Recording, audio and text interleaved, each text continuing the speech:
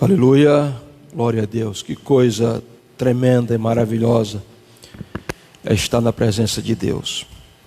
Depois desse momento tão sublime, tão arrebatador, na presença de Deus, em louvor, em adoração, vamos nos alimentar do pão da proposição, o pão da presença, que é a palavra de Deus.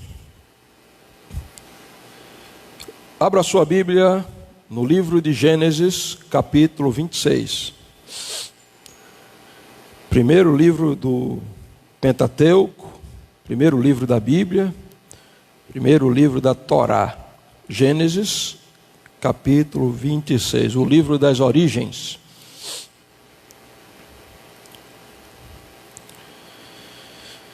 Capítulo 26. Nós vamos começar lendo o versículo 1. Gênesis 26 e 1. Eu vou esperar que você abra a sua Bíblia comigo para nós lermos juntos. Amém. Sobrevindo fome à terra, além da primeira, a vida nos dias de Abraão, foi Isaque a Gerar, avistar-se com Abimeleque, rei dos filisteus. Apareceu-lhe o Senhor e disse: não desças ao Egito, fica na terra que eu te disser. Habita nela, e serei contigo, e te abençoarei, porque a ti e a tua descendência darei todas estas terras e confirmarei o juramento que fiz a Abraão teu pai. Multiplicarei a tua descendência como as estrelas dos céus e lhe darei todas estas terras. Na tua descendência serão abençoadas todas as nações da terra. Porque Abraão obedeceu a minha voz e guardou os meus estatutos e as minhas leis. Isaque, pois, ficou em Gerar. Vamos ler agora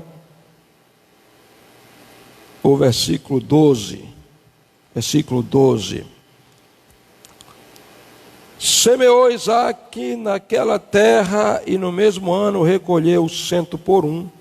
Porque o Senhor o abençoava. Enriqueceu-se o homem e prosperou, ficou riquíssimo. Possuía ovelhas e bois e grande número de servos, de maneira que os filisteus lhe tinham inveja. E por isso lhe entulharam os poços que os servos de seu pai haviam cavado nos dias de Abraão. Verso 18 agora, versículo 18. E tornou Isaque a abrir os poços que se cavaram nos dias de Abraão, seu pai, porque os filisteus os haviam entulhado depois da morte de Abraão. E lhes deu os mesmos nomes que já seu pai lhes havia posto. Cavaram os servos de Isaque no vale e acharam um poço de águas vivas. Vamos ler agora o versículo 25. Então levantou ali um altar e, tendo invocado o nome do Senhor, armou a sua tenda, e os servos de Isaque abriram ali um poço. Eu quero falar com vocês hoje sobre o tema semeando em terra seca. Eu extraio esse tema do versículo 12 que diz: semeou Isaque naquela terra e no mesmo ano recolheu 100 por 1, porque o Senhor o abençoava. Semeando em terra seca. Como é que o senhor sabe, pastor, que a terra na qual Isaque semeou era terra seca? Por causa do versículo 1. O versículo 1 diz: sobrevindo fome à terra, além da primeira que havia havido nos dias de Abraão, foi Isaque a Gerar. Então, se havia fome, é porque estava tendo uma seca na terra. Nós sabemos que o povo do Antigo Testamento, principalmente o povo do Pentateuco, dos 5 primeiros livros da Bíblia, dos quais Gênesis faz parte, era um povo agrícola, era um povo que a cultura era de camponeses que trabalhavam a terra. Então a prosperidade da época dependia de uma boa colheita. E o texto está dizendo que havia fome. Isso significa dizer uma crise instaurada na terra. Note que a crise estava na geografia da qual Isaac habitava. Então a primeira coisa que nós vamos entender aqui é que havia uma crise, por isso a terra estava seca. Chão rachado, ou seja, nós que somos aqui nordestinos, nós já vimos isso muitas vezes numa seca, aquele chão rachado, não tem como nascer nada. Seca quer dizer gado morrendo, seca não há colheita, fome, desnutrição, problemas. A seca, ela gera vários problemas, a fome, problema social e tantas outras coisas. Então a primeira realidade que nós encontramos nesse texto é que Isaac estava vivendo a época de crise.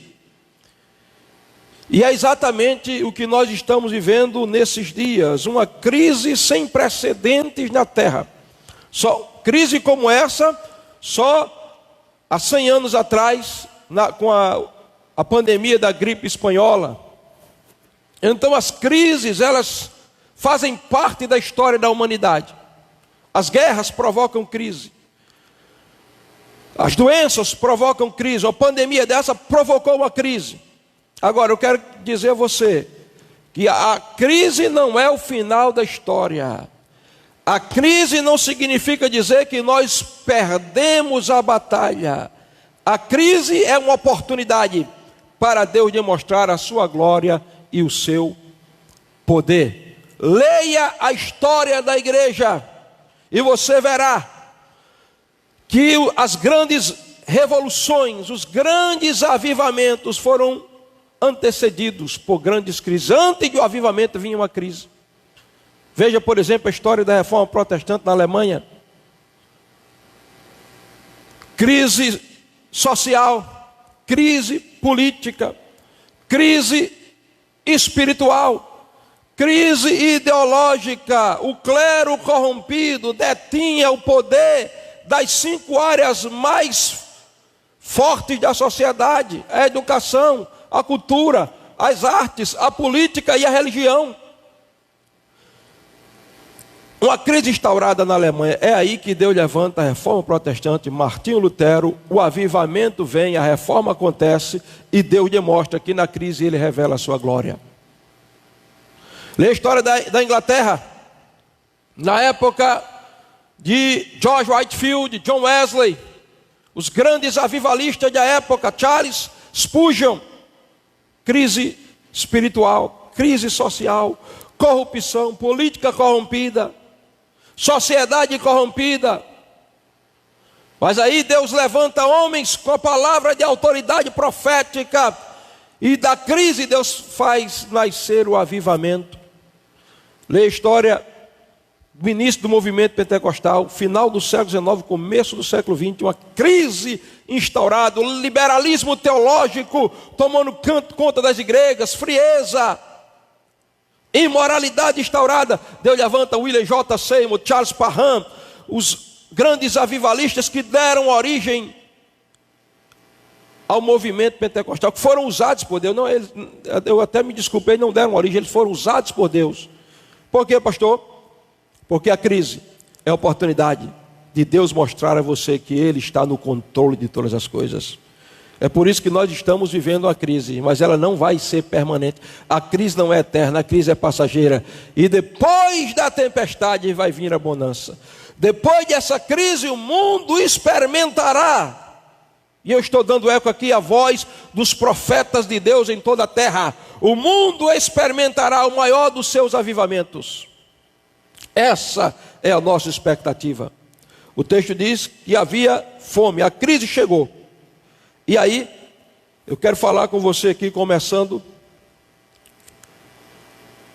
depois da introdução, quero falar com você aqui, mostrando que a crise é uma oportunidade, primeiro, para Deus aparecer. É na crise que Deus aparece. Veja comigo, versículo 2: apareceu-lhe o Senhor naquela terra rachada, naquele sertão, a poeira, o vento quente, árido daquela terra seca.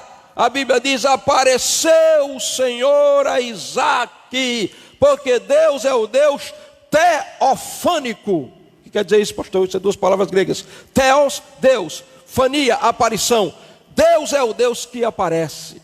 Então a crise é uma oportunidade para Deus aparecer. Deus está aparecendo nessa crise. Talvez você não esteja vendo, mas Ele está aparecendo. Apareceu-lhe o Senhor. É o Deus que aparece. Eu vejo João diante de Domiciano, imperador de Roma, um dos Césares de Roma, ano 98 depois de Cristo. João já está com quase 100 anos de idade. Judeu, como de costume, barba grande, envergado pelo tempo. Domiciano está olhando furiosamente nos olhos do apóstolo João, dizendo: você renuncia ou não renuncia essa história de Rei Jesus? Meu Senhor, com muito respeito, o Senhor é a autoridade, o Senhor é o imperador, não lhe faltarei com respeito, mas não me curvo diante de homens. Só existe um Deus para mim, o nome dele é Yeshua, Hamashia, Menezaret, Jesus Cristo de Nazaré. Então, está vendo aquele caldeirão fervendo ali, de óleo quente? Estou, meu Senhor. Você vai subir nessa rampa e nós vamos jogar no caldeirão. Renuncio ou não renuncio? Não, não renuncio não. Tirar as vestes do apóstolo, a túnica, colocar ele naquela rampa e foram empurrando, e o apóstolo cai dentro do tacho gigantesco de azeite fervendo, e cai lá, e todo mundo esperando. O Domiciano está lá. Agora eu quero ver o que é que o Cristo dele vai fazer por ele. Surpreendentemente, João se levanta, tira o óleo do corpo, e Domiciano arregala os olhos. O que é que aconteceu? Porque, queridos, não adianta tentar matar a igreja é imortal. Não se fecha a igreja. E se matar a igreja, como dizia Tertuliano, grande teólogo da era patrística, o sangue dos cristãos é a sementeira do evangelho. Se morrer, morre, mas é semente para o evangelho, o cristianismo desabrochar. Mas Deus não queria que João morresse. Tibum, cai dentro do tacho de azeite, se levanta, manda para a ilha de Patmos. Ele vai ser exilado lá, presídio de segurança máxima, lá ele morre. O que vai acontecer? E a Bíblia diz que João chega na ilha de Patmos, no meio dos escorpiões, das serpentes, dos lagartos, no meio do nada. A Bíblia diz que Jesus aparece a João. E aí, Apocalipse capítulo 1, deixa eu ler para tu aqui, antes de voltar para o texto de Gênesis. Apocalipse capítulo 1, olha o que é que João diz: eu, João, vosso irmão, companheiro na tribulação, no reino e na perseverança. Olha a crise instaurada aqui na vida do apóstolo. Tribulação chegou, mas para que o reino se manifeste na tribulação, ele é perseverante. E ele diz: achei-me na ilha chamada Patmos, por causa da palavra de Deus e do testemunho de Jesus. Porque pastor que é pastor de verdade, cristão que é cristão de verdade, ele não nega a sua fé, ele não está unido às vozes dessa geração corrompida. Ele entende que o evangelho é uma cultura contra a cultura do mundo, e ele continuará bradando contra o pecado, não importa. Eu fico vendo, irmãos, nas redes sociais, cristãos aplaudindo falas anticristãs, aplaudindo falas antifamília. Eu digo: meu Deus, em que geração nós estamos?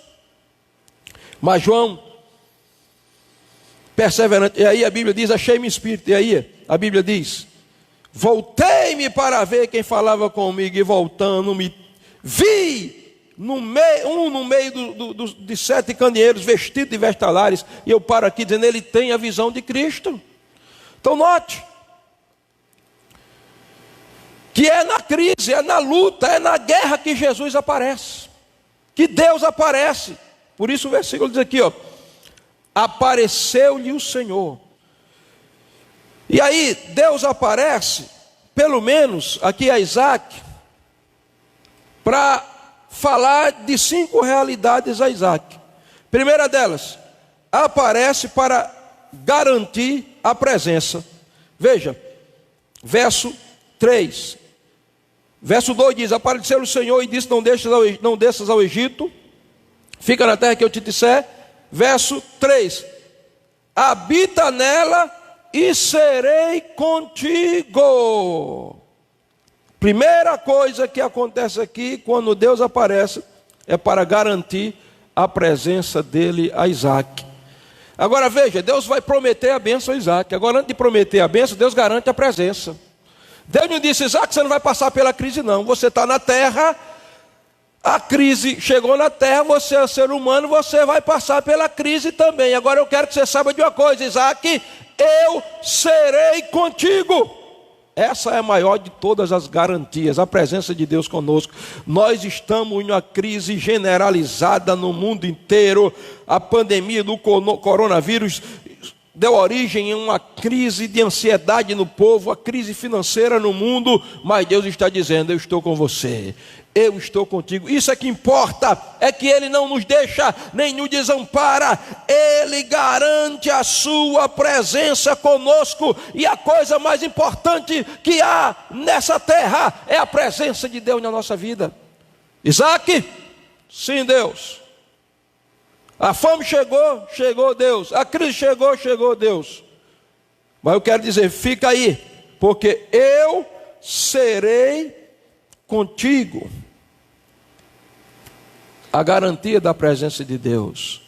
A presença de Deus é um refrigério no meio do sol causticante do deserto. A presença de Deus é um alento na nossa alma, no meio das turbulências do dia a dia.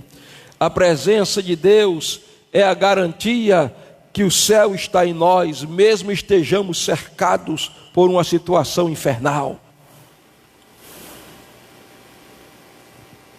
Tragam eles aqui, tragam até a minha presença. E lá vem os 3: Sadraque, Mesaque, Abdenego. Nabucodonosor. Sadraque, Mesaque, Abdenego, vocês vão se curvar ou não vão se curvar? Aí, estátua. Majestade, nós servimos o Senhor aqui há muitos anos, juntamente com Daniel, o senhor sabe disso. Nós obedeceremos a tudo. Agora, nós só nos ajoelhamos diante do nosso Deus. O senhor sabe. Diante do nosso Deus é que nós nos ajoelhamos. Vocês estão me afrontando. Mandem aquecer a fornalha de fogo 7 vezes mais. Foram lá, lenha na fornalha, fogo flamejante, consumindo tudo. Olha aí. Vou dar mais uma chance. Meninos, mandem tocar aí a sanfona, a gaita de fogo, o pífaro, todos os instrumentos. Vou dar mais uma chance. Vai tocar, todo mundo vai se ajoelhar diante da imagem, se ajoelhe. Se não se ajoelhar, está ali a fornalha de fogo, 7 vezes mais aquecida. Manda tocar. Tocaram os instrumentos, todo mundo cai de joelho. Nabucodonosor olha, está lá os 3 em pé. Nabucodonosor se enfurece, joguem ele na fornalha de fogo. Lá vai, pega os 3, cai os 3 dentro da fornalha de fogo. E Nabucodonosor, eu quero ver qual é o Deus agora que vai livrá-los da minha mão, qual é o Deus? E daqui a pouco Nabucodonosor está sentado lá esperando ver eles derreter. Daqui a pouco ele se levanta e diz, venham cá, vocês estão vendo o que eu estou vendo? Nós não lançamos, não foi 3 homens que nós lançamos dentro da fornalha de fogo? Foi sim, majestade. Mas eu estou vendo 3 homens passeando e mais um, são 4 homens. Deus podia ter livrado Sadraque, Mesaque e Abdenego da fornalha de fogo? Poderia. Mas Babilônia jamais teria um testemunho tão extraordinário como aquele se eles tivessem sido livres da fornalha de fogo. Então eu quero te dizer uma coisa: muitas vezes Deus não vai nos livrar das fornalhas, até porque os guerreiros são forjados no furor das batalhas, e é a fornalha que vai demonstrar a nossa fidelidade. Mas escute, quando Nabucodonosor olhou e disse: não tem só 3, né? 4, vocês estão vendo também 4 homens, e o aspecto do quarto é semelhante ao filho dos deuses. Então eu quero te dizer que o que Deus disse a Isaac: eu serei contigo, ele estava cumprindo. Estava lá Sadraque, Mesaque e Abdenego passeando na fornalha de fogo. A Bíblia diz que só queimou as cordas que tinham amarrado. Eles estavam passeando, estrelhar passeando, e com eles havia um quarto homem, aquele que garante que a presença dele não nos deixará. Se passarmos pelo fogo, ele estará contigo. Eu quero te dizer, você pode estar numa fornalha, numa guerra, numa tribulação, numa crise de ansiedade, numa depressão. Você pode estar vivendo o pior momento da sua vida, mas se você crê no quarto homem, ele vai passear no meio da fornalha do fogo com você, e o fogo não vai te consumir. A garantia da presença. E o rei está lá espantado: Sadraque, Mesaque e Abdenego, saiam daí, saí e vinde. E o rei agora está ajoelhado diante do Deus de Isaac, Sadraque e Abdenego. Sabe por quê? O Deus de Isaac, Sadraque e Abdenego é aquele que nunca nos deixa. É a presença que nos fortalece, é a presença que nos faz viver alegre em meio à guerra, é a presença que garante a vitória em qualquer circunstância, é a presença que nos ergue, é a presença que nos anima. Eu serei contigo, Isaque. Primeira coisa, ele aparece para garantir a presença. Segundo lugar, ele aparece para prometer a bênção. Versículo 3 ainda, olha aí, ó. Habita nela, serei contigo e te abençoarei. Agora, queridos, ele promete bênção, mas note que Deus vai colocando aqui as prioridades no seu devido lugar. Primeiro é ele, é a presença, depois é a bênção. Serei contigo. E porque eu serei contigo, qual é a consequência? Eu estando, eu abençoo. O grande problema de muita gente é que ele quer a bênção, mas não quer o abençoador. Ele quer te abençoarei, mas não quer serei contigo. Porque se ele for conosco, aí a influência dele vai fazer com que algumas coisas sejam mudadas. Eu vou precisar abrir mão de algumas coisas. Eu vou precisar abandonar a minha própria vontade para a vontade dele. Mas ele diz: eu serei contigo e te abençoarei. Sabe por quê? Deus é um Deus que tem prazer em abençoar. O povo de Deus não precisa correr atrás de bênção. As bênçãos é quem corre atrás do povo de Deus. O povo de Deus, se tem ele, tem a bênção. Foi isso que Jacó demorou para entender. Jacó era tão abençoado no que diz respeito financeiramente, se a gente for entender que finança é bênção, que quando ele foi reencontrar o irmão para se reconciliar, ele enviou 550 animais, camelo, jumento, equivalente aí, ó. Os camelos é que vamos trazer para o nosso contexto, é como se ele tivesse enviado para o irmão 500, e vamos dizer que ele enviou 300 camelos, né? Porque foi outros animais no meio, mas que ele enviou 300 camelos, é como se ele estivesse enviando 300 Land Rover na época para o irmão. Isso mostra que ele era rico financeiramente. Ele tinha uma família, tinha 12 filhos, próspero. Mas ele passou a noite todinha lutando com Cristo teofânico, com a aparição de Cristo. Lutando e dizendo: eu quero a bênção, me abençoa. Se ele me abençoar, eu não te solto. E aí Deus marcou ele, tocou nele e abençoou. Que bênção? A bênção de se sentir abençoado, irmãos. Porque humanamente falando ele era abençoado, mas espiritualmente falando ele não se sentia abençoado. Porque a bênção que ele tinha adquirido no passado tinha sido ilegalmente roubada. E por causa da aliança, Deus estava abençoando, mas ele não se sentia abençoado. Então a maior bênção é a presença. É por isso que antes de Deus dizer: eu te abençoarei, Isaque, ele disse: eu serei contigo. Então ele aparece para prometer a bênção. Porque o nosso Deus é Deus abençoador. Vocês lembram da história do Balaão? O homem que fez a jumenta falar, ou seja, Deus é quem fez, mas ele foi tão obstinado, tão irredutível, que foi preciso Deus abrir a boca de uma jumenta para falar com o profeta. Você lembra dele quando ele chegou lá, aquelas vestes de profeta, e disse: pois não, senhor Balaque, estou aqui, e Balaque dizendo para amaldiçoar o povo de Israel. E eles constroem sete altério's aí, mata 7 novilhos, 7 carneiros. E Balaque colocou lá, 1, 2, 3, 4, 5, 6, 7, 7 altares, está aqui os 7 altares. Novilho, 7 novilhos, 7 cordeiros. E ele fez a oração e disse: agora amaldiçoa o povo. Aí Balaão estendeu as mãos. Quando Balaão foi abrir a boca para amaldiçoar, aí Deus reverteu a maldição em bênção. Lá vai ele amaldiçoar. Quando ele abre a boca, aí ele diz: Deus não é homem para que minta, nem filho do homem para que se arrependa.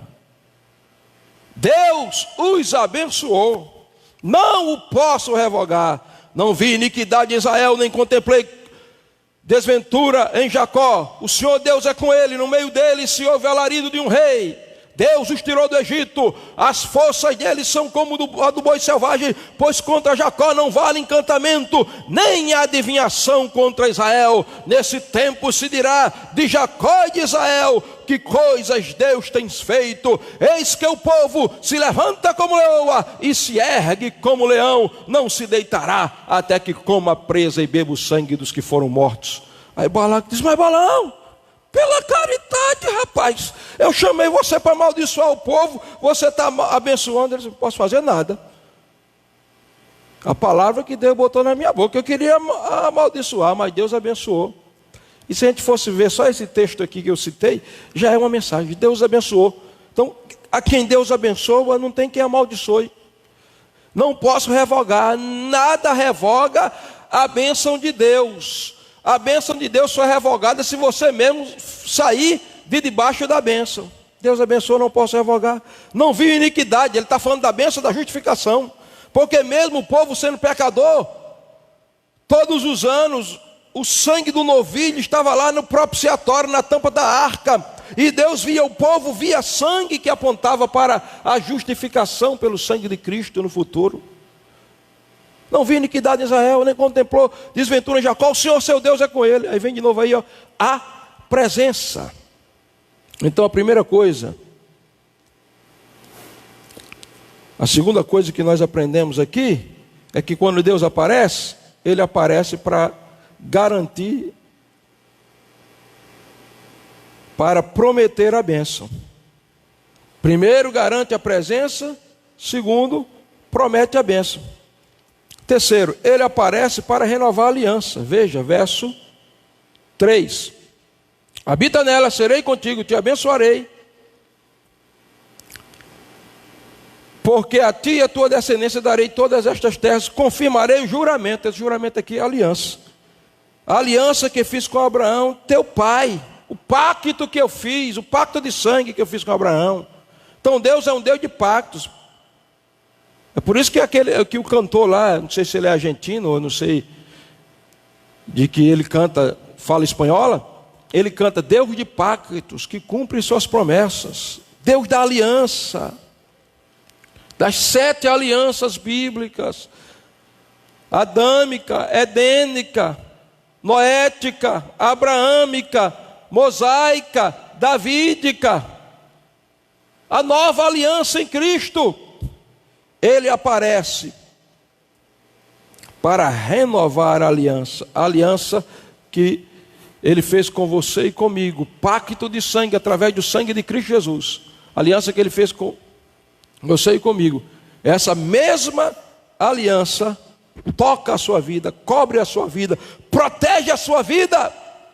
Então não fique temendo, não fique desesperado. Você não vai morrer de coronavírus. Você tem uma aliança, o sangue do Cordeiro está sobre você.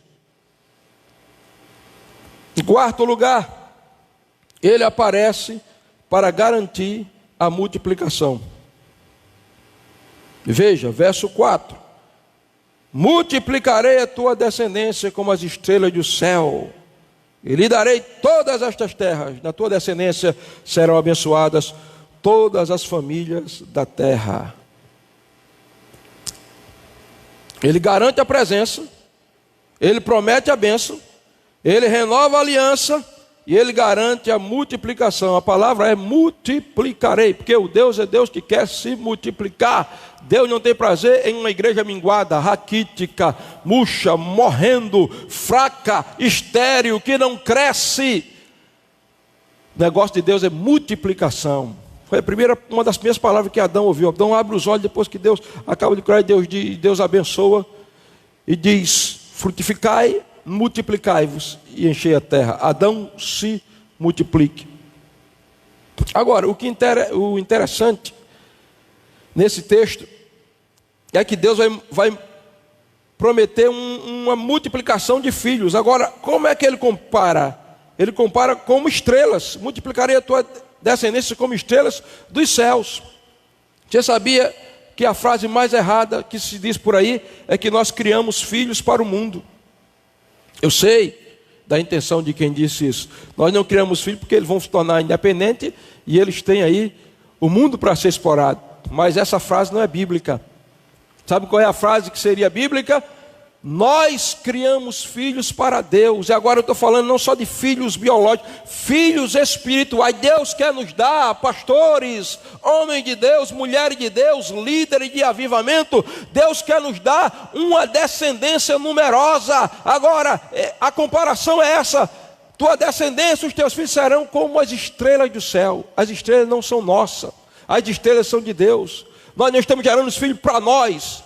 Eles podem ser nossos filhos espirituais, mas estamos os gerando para o céu. Não é só para a nossa denominação. Nós não temos o monopólio da salvação. Os filhos são como estrelas no céu. Em outras palavras, cada estrela tem sua órbita. Tem pastor que quer forçar a barra. Não, Gerson, você é ovelha minha, você tem que ser pregador, rapaz. Meu negócio é formar pregador.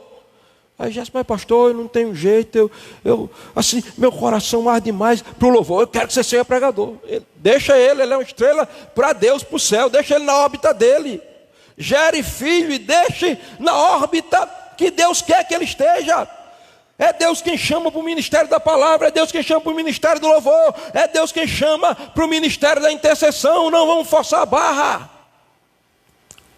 Tua descendência será como as estrelas do céu, gerando filhos para Deus. Quando a multiplicação vier, nós temos que entender que nós pastores, agora falando para os pastores, as ovelhas não são nossas, as ovelhas são de Deus. É isso que Pedro diz: apacentai o rebanho de Deus, não como dominadores da herança de Deus, de um rebanho que é de Deus. O maior método de liderança não é imposição, é exemplo. Por isso que Pedro diz que os pastores têm que ser exemplo para o rebanho, que o rebanho, antes de ser nosso, é de Deus. Então, filhos como estrelas. Em quinto lugar, Deus aparece para relembrar os preceitos.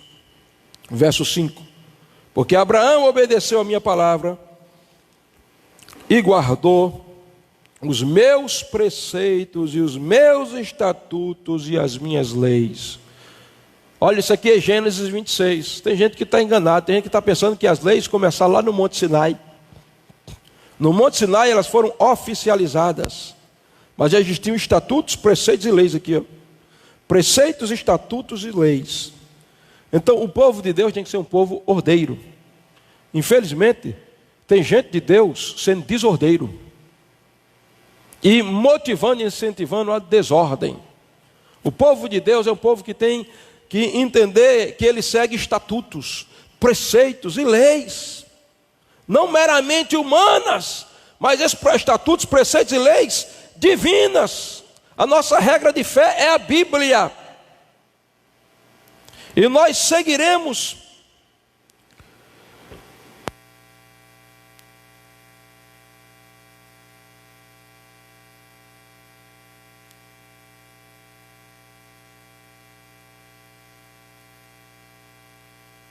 Aleluia. Amém? Nós seguimos os preceitos e a lei de Deus, e seguiremos as leis humanas, enquanto elas não contrariarem a palavra, porque o estatuto maior, a Constituição maior é a Bíblia. Se a Constituição brasileira ferir a Bíblia, nós seremos o povo que a partir daí não cumprirá a Constituição. Mas se a Constituição for de conforme com o que está escrito, então nós obedeceremos. Então, dito isso, nós vamos ver aqui o que fazer na crise. O que fazer na crise? Foi o que Isaac fez. Em primeiro lugar, o que fazer na crise? Ficar na geografia apontada por Deus. Veja, que quando Deus aparece, no versículo 2, ele diz: não desças ao Egito.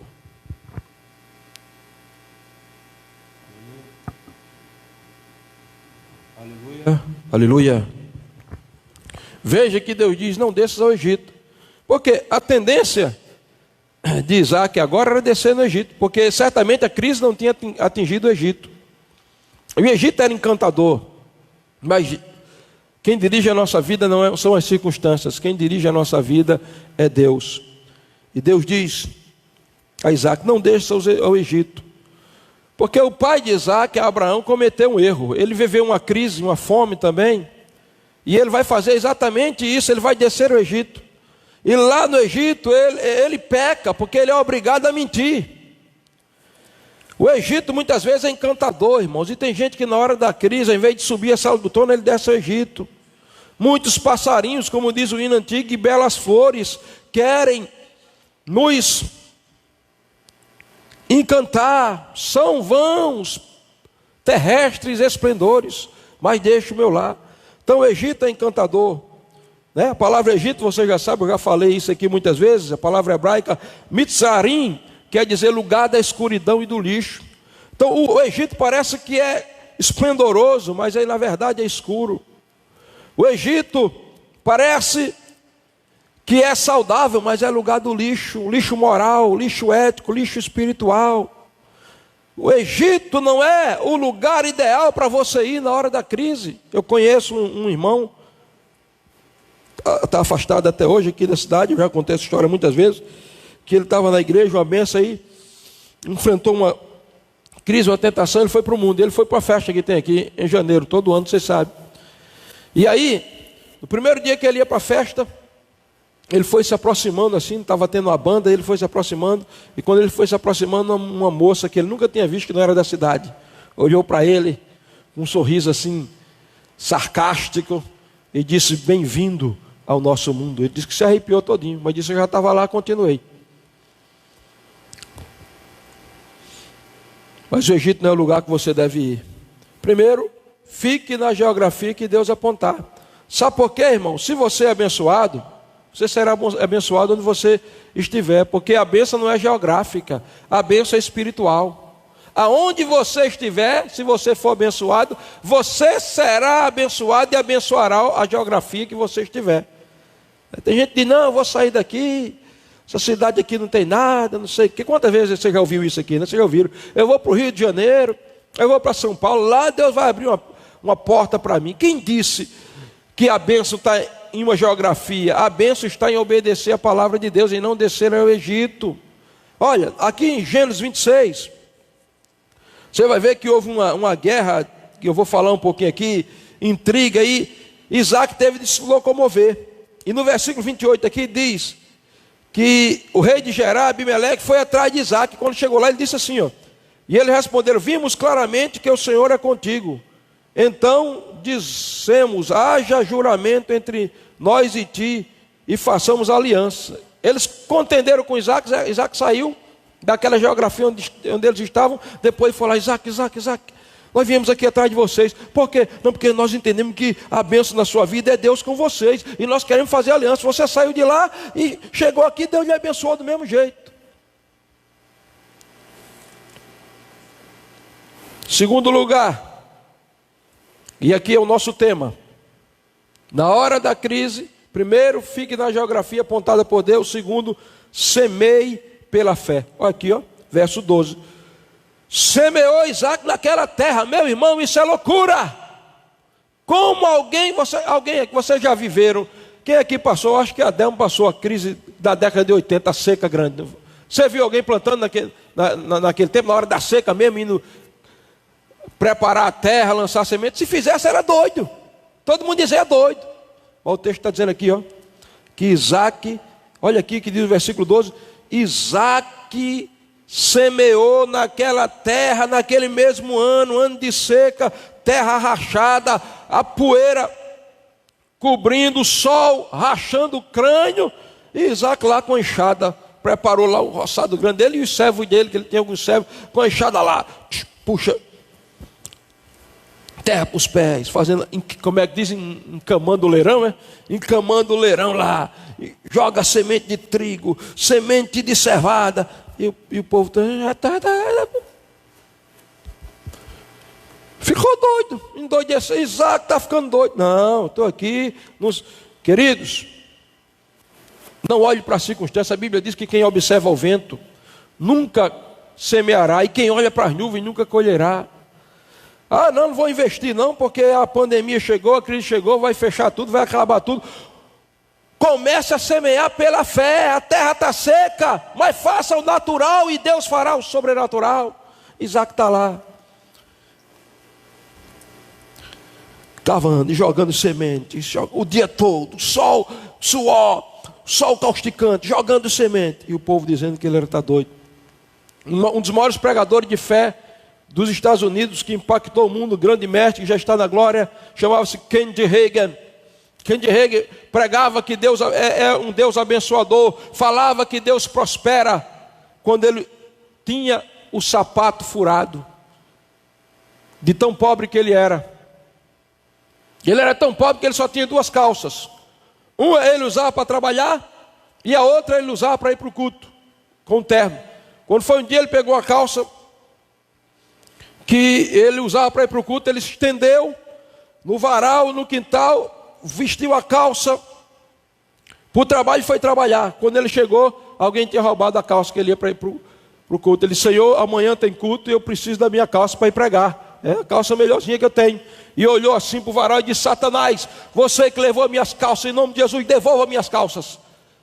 E foi dormir. E quando ele acordou no outro dia, a calça estava lá no varal novamente.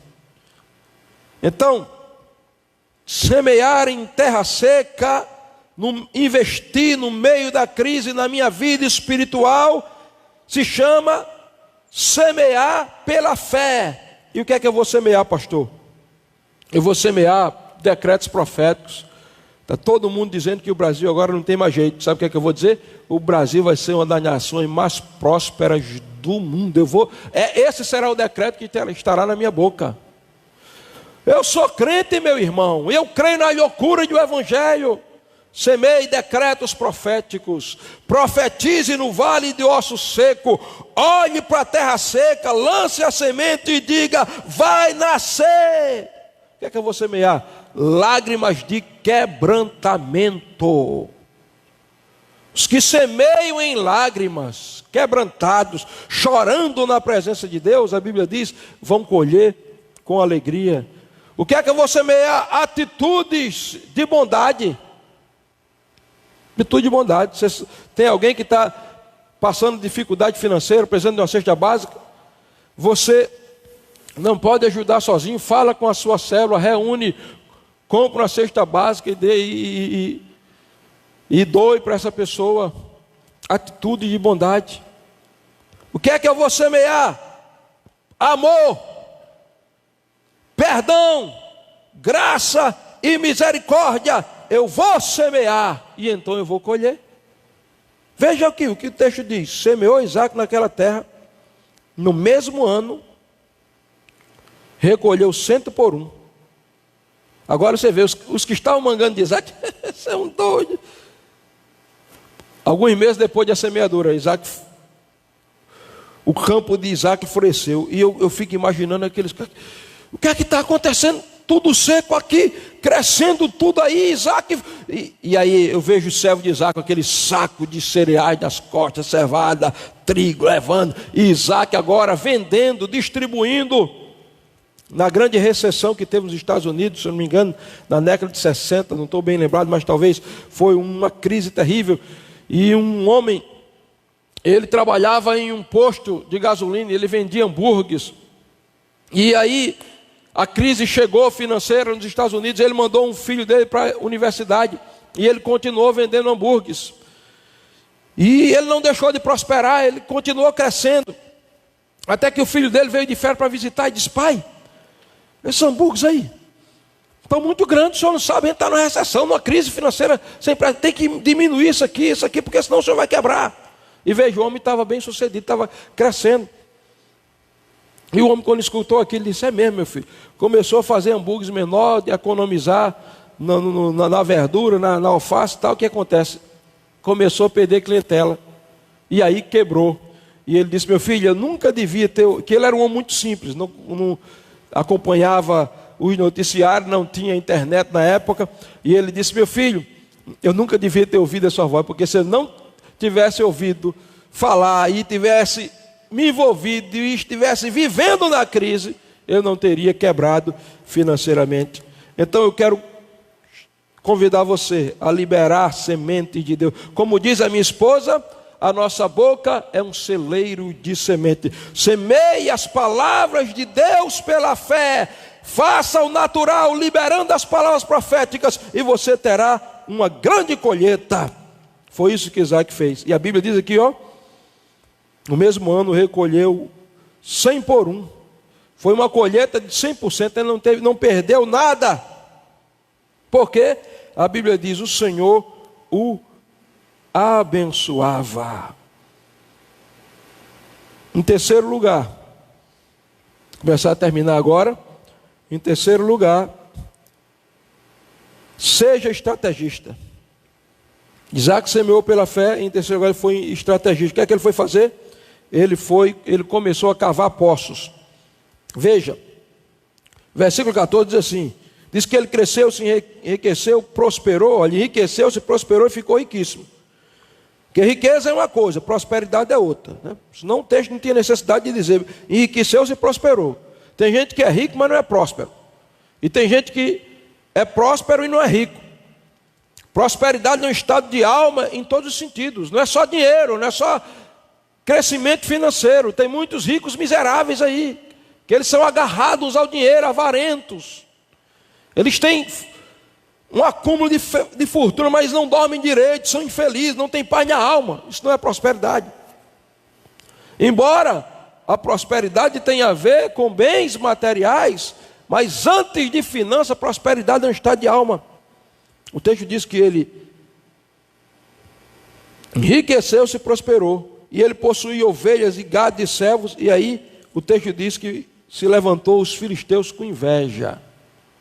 Porque todas as vezes que Deus começar a te abençoar, se prepare para enfrentar o olho grande da inveja, né? Dizem aí o olho gordo, que não existe isso, né?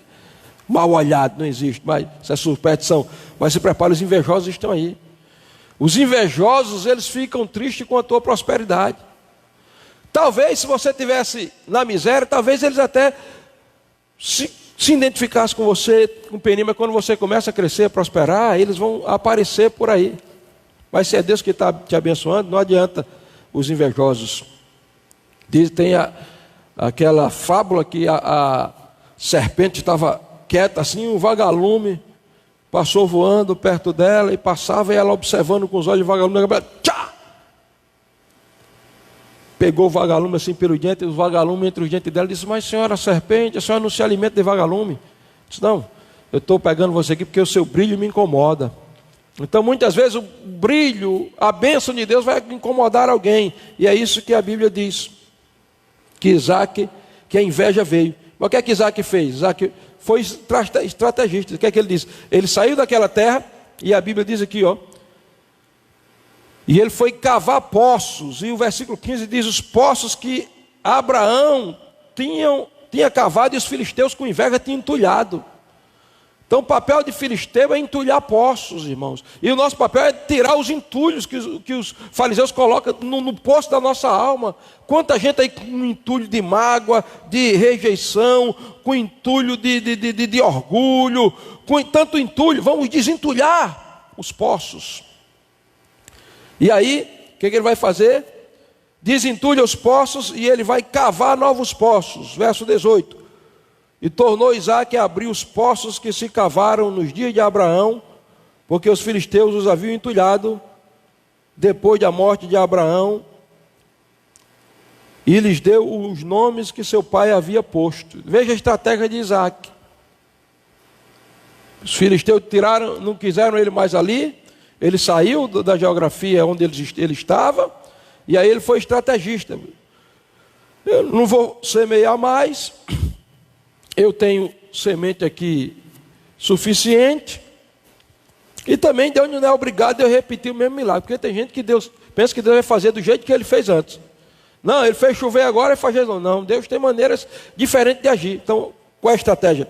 Buscar água no subsolo, nos lençóis freáticos, cavar poços. Agora, cavar poços exige trabalho. Tem gente que, porque Deus fez chover e a terra brotou, e aí ele vai cruzar os braços, agora pronto, Deus vai, faça cair do céu de novo. Não, meu irmão. Tem que deixar preguiça de mão. Deus abençoa onde a gente coloca a mão. E aí ele vai cavar poços. E a Bíblia diz aqui, os poços antigos de Abraão. Ele vai cavar de novo e dar os mesmos nomes, porque o Evangelho não é buscar novidades, o que está dando mais certo aí nos marketings da vida, não. O Evangelho é renovar as bases dos nossos pais na fé de Abraão, as bases que foram esquecidas, as bases da igreja que estão lá em Atos 2:42, doutrina dos apóstolos, comunhão, partir do pão e oração. A história da igreja é cíclica, ela se repete.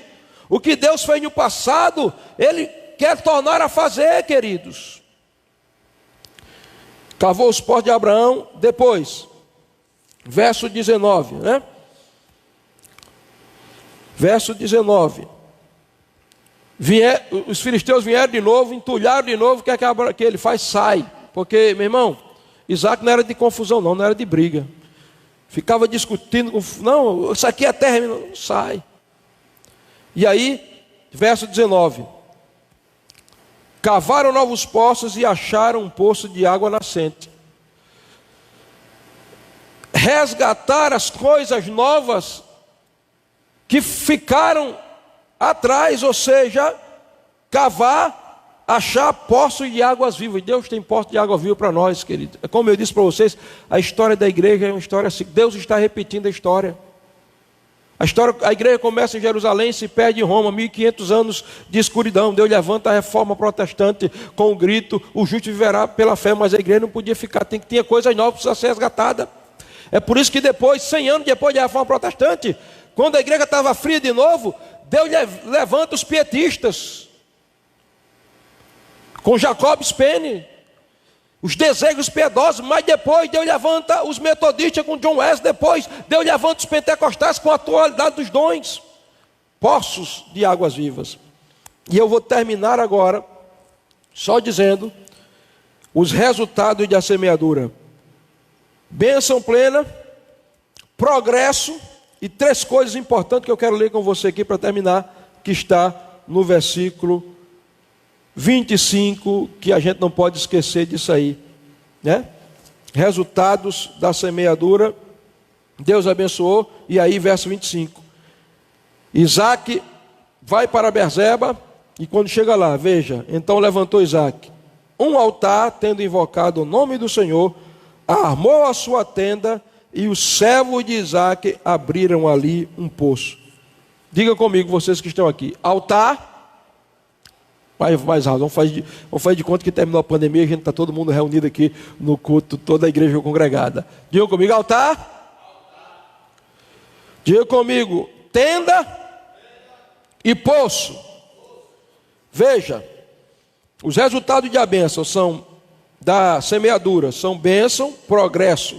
Aí altar, adoração estabelecida. tenda, família consolidada. Poço, vida secular abençoada. Isso aqui é a sequência certa. Você semeia, colhe, aí você levanta um altar em primeiro lugar. Isso quer dizer, priorize Deus em tudo. Altar fala de adoração. Abel, o que é que está fazendo aí, Abel? Estou formando um altar, levantando um altar. Para quê, Abel? Colocar um cordeiro aqui. Por quê? Porque a redenção da humanidade se dará num altar onde um cordeiro vai morrer. A cruz é o altar onde Cristo foi oferecido. Noé, o que é que está fazendo aí? Estou levantando um altar. Por quê? O juízo cessou, o dilúvio acabou, e eu estou levantando um altar de gratidão e de adoração a Deus. Abraão, o que é que está fazendo aí? Estou levantando um altar. Por quê? Deus me chamou, me tirou da idolatria de Ur dos caldeus, e eu quero entender que Ele é o único Deus que deve ser adorado. Está aqui um altar. E Isaac conhecia muito bem a história de Abel, ele sabia a história de Noé, ele sabia, é claro, a história do pai dele, então ele coloca um altar. A prioridade da sua vida nem é a tenda, nem é o poço, é o altar. A adoração em primeiro lugar. A vida cristã é uma vida de adoração centrada na cruz de Cristo, o altar. Sabe qual é o problema de muita gente? É que está colocando o altar em último. Ele coloca primeiro a tenda, depois ele coloca o poço. Tenda, vida familiar; poço, vida secular; por último, o altar. Isaac não, ele coloca o altar. E depois, pastor, a tenda. Isso fala de família consolidada. Não adianta essa história de a gente chegar aqui, dizer que é adorador e cantar, e a família está despedaçada, a mulher parece mais um cangaceiro de saia do que uma mulher que respeita e se submete ao marido. O homem é um cavalo batizado, os filhos rebeldes. Não adianta isso. Tem que ter altar e tenda, família consolidada. E por último, pastor, poço, vida secular abençoada. Veja que esses três elementos não podem estar separados. Era altar, tenda e poço. Quando eu sou um adorador, quando Deus é o centro, quando Ele está em primeiro lugar na minha vida, quando eu tenho altar levantado, aí a tenda vai ser abençoada, a família vai ser consolidada. E qual é a consequência? Aí vai ter um poço de águas vivas e águas que não vão faltar. A bênção da vida secular.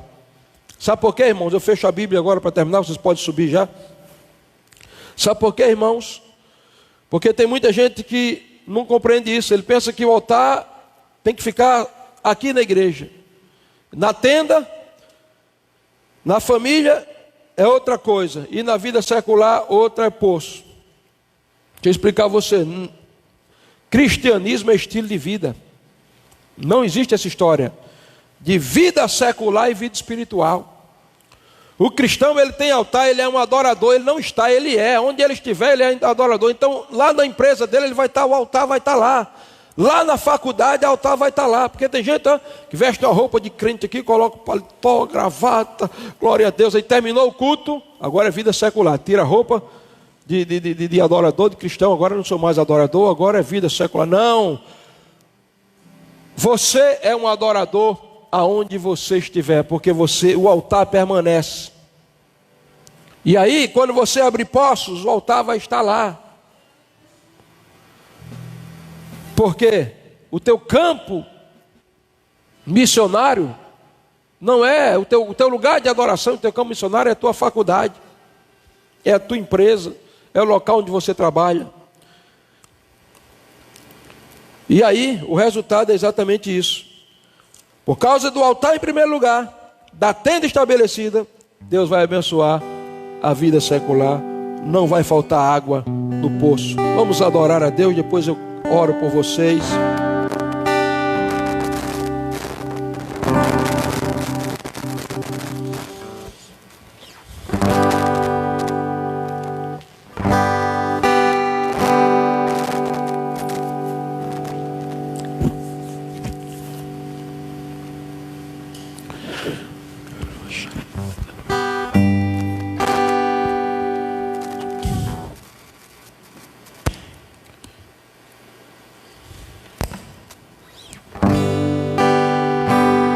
Eu quero ir mais alto, preciso ir bem mais alto.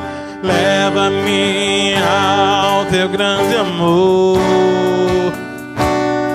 e receber teu abraço e sentir teu perfume. Beija-me com os teus beijos, Senhor. Eu quero muito mais de ti, menos de mim. Preciso muito mais de ti, menos de mim. Anseio muito mais de ti, menos de mim. Eu quero ir mais alto, preciso ir bem mais alto. Leva-me ao teu grande amor e receber teu abraço e sentir teu perfume. Beija-me com os teus beijos, Senhor. Eu quero muito mais de ti, menos de mim. Preciso muito mais de ti, menos de mim. Anseio muito mais de ti, menos de mim. Preciso ir. Aleluia, glória a Deus. Amém, queridos. Nós aprendemos hoje que devemos semear, mesmo que a terra esteja seca, e Deus nos dará uma colheita sobrenatural. Nós vamos orar agora. Se você ouviu essa palavra tocou a tua vida, eu quero orar primeiro por você que diz assim: pastor, eu creio que esse Deus que apareceu a Isaac, esse Deus de aliança, eu creio que Ele pode perdoar os meus pecados, eu creio que Ele quer perdoar os meus pecados, eu quero que Ele perdoe os meus pecados, eu quero entregar a minha vida a Ele. Coloque a mão no seu coração. Vou pedir a vocês para fazer o mesmo. Rogério, repete aí a oração. E ore comigo dizendo assim: Pai Celestial, Pai Celestial, eu ouvi a Tua palavra. eu ouvi a Tua palavra. Creio que ela é a verdade. Creio que ela é a verdade. Eu abro meu coração. Eu abro meu coração E convido a Jesus de Nazaré a Jesus de Nazaré para entrar na minha vida, para entrar na minha vida, perdoar os meus pecados, perdoar os meus pecados, abençoar-me em tudo. abençoar-me em tudo. Eu quero Que o altar o altar da cruz do Calvário da cruz do Calvário seja estabelecido seja estabelecido no centro da minha vida, no centro da minha vida, porque eu quero viver como adorador. como um adorador. Meu Pai, eu sei que se eu for um adorador, a minha família será abençoada, e a minha vida secular será abençoada também. Mas em primeiro lugar, eu reconheço que preciso de Ti. Então eu abro meu coração e te convido, Senhor Jesus, entra na minha vida, perdoa os meus pecados, seja o meu Senhor e seja o meu Salvador. Eu oro, meu Pai, em nome de Jesus. Amém. Se você está em casa e você fez essa oração pela primeira vez, entre em contato com alguém aqui da igreja que você conheça, né? E conte a sua experiência de ter entregado a sua vida a Jesus. E então essa pessoa vai entrar em contato com você, vai incluir você em algum grupo da igreja, e logo que pudermos, nós estaremos aqui nos reunindo novamente como igreja para estarmos chamando o reino de Deus para esse território, o território que Deus nos colocou nele. Se você não é daqui da cidade e você fez essa oração, procure alguém evangélico de uma igreja séria que pregue a Bíblia, e lá você será orientado como continuar a prosseguir na fé e no caminho da salvação. Vocês podem cantar suave. Eu vou orar por cada pessoa que está em casa, que estão enfermos, que estão precisando. Orar para que haja uma revelação especial de Deus na tua vida. Orar para que o altar da adoração seja estabelecido no teu coração, para que a tua tenda seja consolidada, a tua família abençoada, e que um poço de águas vivas possam correr sempre da sua vida. Vamos estar cantando aí suave enquanto eu oro pelo pessoal. Meu Deus, eu te adoro. Tu és bom. Teu amor e a tua misericórdia duram para sempre, Pai. Eu levanto a minha voz aqui por cada pessoa Te louvarei. que está ouvindo essa oração. Eu declaro a tua bênção sobre cada um, Pai. Nós vamos semear, nem que seja em terra seca, e nós vamos ver a colheita da semeadura de palavras e decretos proféticos. Pai, eu invoco a tua bênção sobre aqueles que estão em casa agora enfermos. Libera uma palavra de cura, Pai.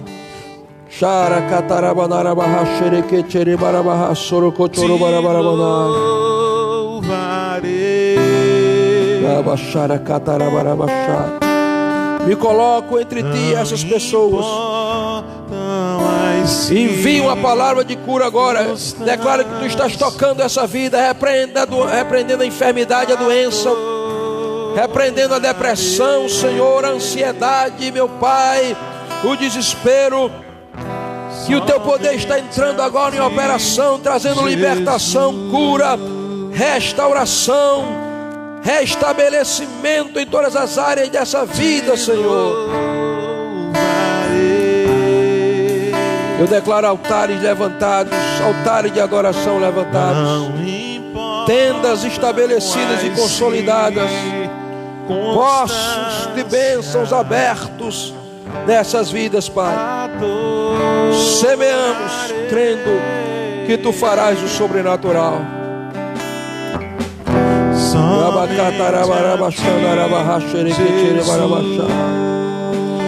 Adorarei, louvarei. Não importam as circunstâncias, adorarei somente a ti, Jesus. Ora bacantarabachaba,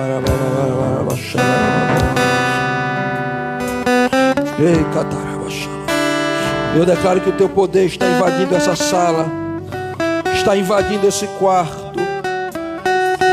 Teu poder está tocando essas vidas agora, Pai.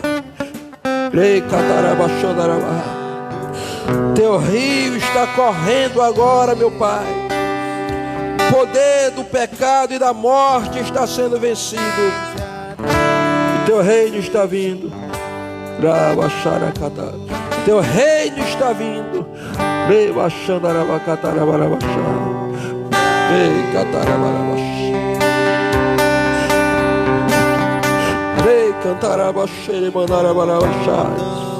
Em nome de Jesus, Pai. Em nome de Jesus. Amém.